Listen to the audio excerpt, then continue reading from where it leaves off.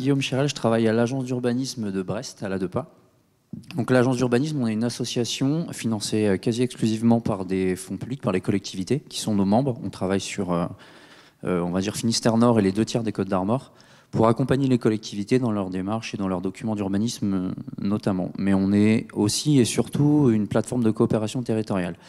Alors dans tout ça, vous vous dites pourquoi on est là, pourquoi une démarche data. Alors ça part d'une volonté politique de la métropole, donc de Brest Métropole, qui est notre principal financeur et notre membre le plus historique, qui, un peu avant le Covid, a re-questionné tous ces enjeux autour de la data. Alors le Covid est passé par là, donc ils ont pris une petite pause.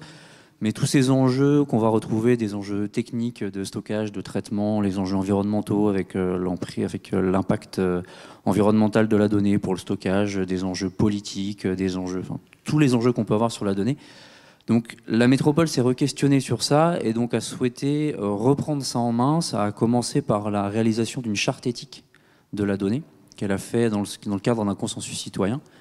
Donc elle a été chercher des citoyens pour créer cette charte éthique. Elle a poursuivi son travail en voulant aller plus loin et se doter initialement, donc encore une fois c'était une volonté politique, d'aller jusqu'à même une mutuelle de la donnée. Alors là on n'est pas uniquement sur les quartiers politiques de la ville, on est vraiment sur tout le territoire. Alors malheureusement la mutuelle n'a pas pu se faire pour des raisons contractuelles vis-à-vis des règles de la mutuelle.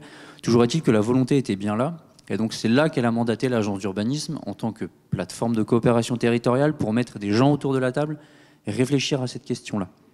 Donc on a déjà un premier enjeu ici qui est de mettre les bonnes personnes autour de la table pour réfléchir aux questions de data. Alors il se trouve que dans tous les scénarios envisagés pour porter cette démarche-là, l'ADEPA était un des scénarios, c'est le scénario qui a été retenu. Donc l'ADEPA aujourd'hui porte cette démarche on est désigné comme étant le tiers de confiance de la donnée et on porte la structuration d'un service public local de la donnée sur l'Ouest breton.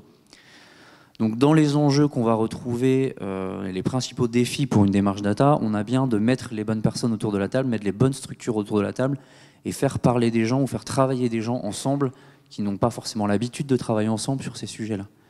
Et on va intégrer notamment des structures, par exemple les structures privées.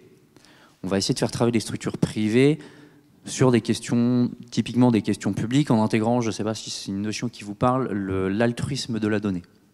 Donc c'est quelque chose qui est rentré dans le droit européen avec le Data Governance Act en fin 2023. Donc c'est un règlement qui s'applique directement à la législation française.